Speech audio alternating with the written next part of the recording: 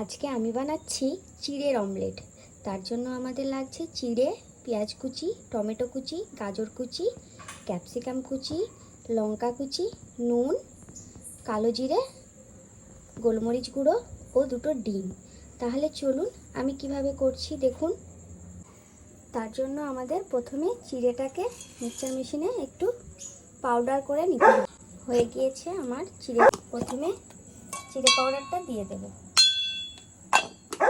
এবার এক এক করে সব দিয়ে দেব। লঙ্কা কুচি, টমেটো কুচি, পেঁয়াজ কুচি, ক্যাপসিকাম কুচি, গাজর কুচি, কালো জিরে কুচি, সামান্য কালো জিরে ও গোলমরিচ গুঁড়ো ও সামান্য নুন।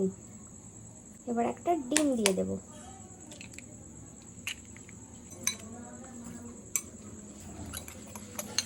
এটাকে ভালো করে এবার মিক্স করে নেব। গরম হয়ে গেছে, সাদা তেল দিয়ে দেব। তেল গরম হয়ে গেছে, এবার এটা দিয়ে দেব।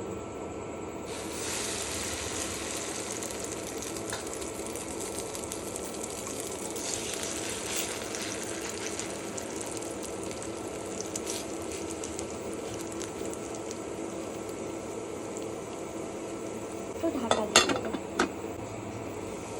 এবার এটা উল্টিয়ে দেব।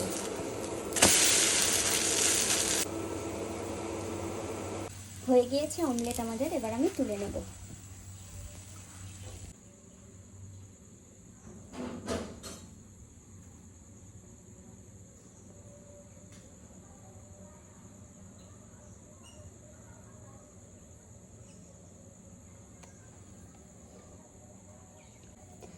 হয়ে গিয়েছে আমার চিড়ের অমলেট।